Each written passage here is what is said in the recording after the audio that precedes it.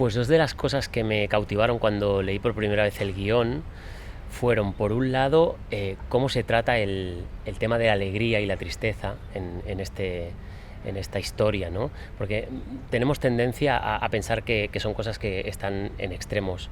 Y como plantea el propio Vinícius de Moraes, eso no es así. Es decir, la alegría y la tristeza están en el mismo plano, ¿no? Y lo que dice es que si no vivimos, si no apostamos, si no ponemos pasión en las cosas que hacemos, al final, ¿qué sentido tiene la vida, ¿no?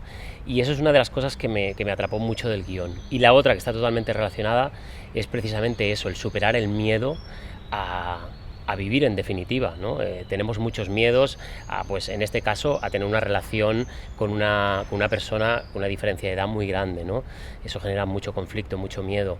Tenemos miedo a dejar un trabajo, como era el caso de Vinícius de Moraes, que tenía una vida muy cómoda como diplomático, y a lanzarse y a experimentar por una pasión que tenía, que era pues escribir, ¿no?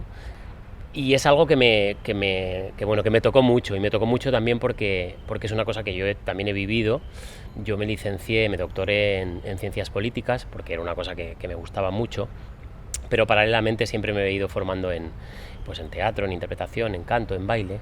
Y llegó un momento de mi vida, pues lo típico, que tienes una crisis fuerte, normalmente te separas de tu pareja. Yo había tenido una relación de 13 años, me casé, lo dejé, bueno, entré en una crisis existencial y me replanteé muchas cosas.